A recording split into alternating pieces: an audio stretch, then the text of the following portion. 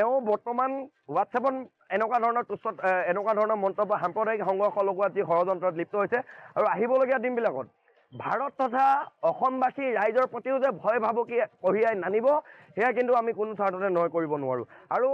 আকৌ এবাৰ পুনৰবাৰ কৈছোঁ যে হিন্দু মুছলমানৰ যি ডুমডুমাত এক ভাতৃত্ববোধ আছে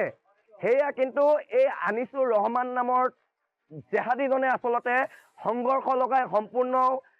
ডুমডুমা বা অসমৰ সাম্প্ৰতিক পৰিস্থিতিটো বা সাম্প্ৰদায়িক সংঘৰ্ষ লগাই সাম্প্ৰতিক পৰিস্থিতিটো কিন্তু বেয়া কৰাৰ দিশে উঠি পৰি এওঁলোকৰ নিচিনা এচামে কিন্তু উঠি পৰি লাগিছে বুলি আমি কৈ দিব বিচাৰিছোঁ। আজি ৰাতিপুৱা হোৱাটছএপ যোগে আমাৰ ওচৰলৈ এটা স্ক্ৰীনশ্বট আচলতে ডুমডুমাবাসী ৰাইজৰ হোৱাটছএপে বিয়পি পৰিছে যে কিবা আনিছুৰ ৰহমান নামৰ এজন আচলতে ব্যক্তিয়ে তেওঁ কি কৰিছে যি হিন্দু সনাতনী ধৰ্মৰ দেৱী দেৱতাক লৈ আচলতে বিভিন্ন ধৰণৰ তুচ্ছ তাচ্ছিল্য মন্তব্য তেওঁ হোৱাটছএপ যোগে এজন দাস উপাধিৰ এগৰাকী ব্যক্তিক আচলতে তেওঁ লিখিছে। আৰু দ্বিতীয়টো কথা হৈছে যে আমি পোৱাৰ লগে লগে আমি বীৰ লাচিত সেনা অসম ডুমডুমা আঞ্চলিক সমিতিয়ে ডুমডুমা আৰক্ষী চকীত আমি এজাহাৰ দাখিল কৰিছোঁ আৰু ডুমডুমা আৰক্ষী চকীয়ে তাৎক্ষণিকভাৱে তেওঁক ঘৰৰ পৰা গৈ আচলতে গ্ৰেপ্তাৰ কৰি আনিছে। এতিয়া কথাটো হৈছে যে বৰ্তমানৰ সময়ত অসমত যেনেকুৱা ধৰণৰ এক হিন্দু মুছলমানৰ যি আচলতে বিষবাষ্প বিয়পাবলৈ এক তৃতীয় শক্তিয়ে আচলতে উঠি পৰি লাগিছে সেই সময়ত আনিছুৰ ৰহমান নামৰ ডুমডুমাতেই বহি অসমৰ বায়ু পানী সেৱন কৰি আচলতে গোটেই ডুমডুমাৰ সাম্প্ৰদায়িক সংঘৰ্ষ লগাব বিচৰা এগৰাকী আনিছুৰ ৰহমানে যেনেকুৱা ধৰণৰ আচলতে তুচ্ছ তাচ্ছিল্য মন্তব্য কৰিছে এয়া কিন্তু বীৰ লাচিত সেনা অসমে কোনো কাৰণতে আমি সহ্য নকৰোঁ। আৰু এটা কথা স্পষ্টকৈ কৈ দিব বিচাৰিছোঁ এনেকুৱা ধৰণৰ আচলতে আনিছুৰ ৰহমান নামৰ এনেকুৱা ধৰণৰ ব্যক্তিবিলাক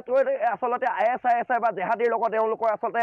কোনোবা এইখিনিত হাত আছে নেকি সেয়া কিন্তু এটা প্ৰশ্নবোধক থাকি গৈছে। আৰু সেই ক্ষেত্ৰত আমি তিনিচুকীয়া জিলা প্ৰশাসন আৰু অসমৰ মাননীয় কৰ্মদক্ষ মুখ্যমন্ত্ৰী মহোদয়ক আমি আহ্বান জনাইছোঁ যে এই আনিছুৰ ৰহমান নামৰ ব্যক্তিগৰাকীৰ ওপৰত CM ভিজিলেন্সৰ তদন্ত হ'ব লাগে যে কোনোবা এখিনিত পাকিস্তান বা ইৰাণ এনেকুৱা দেশৰ সৈতে আচলতে এওঁলোকৰ এইজনৰ আচলতে কিবা কোনোবা এখিনিত মানে মিতিৰালি আছে নেকি। আৰু এটা কথা স্পষ্টকৈ কৈ দিব বিচাৰিছোঁ যে ডুমডুমা বা অসমত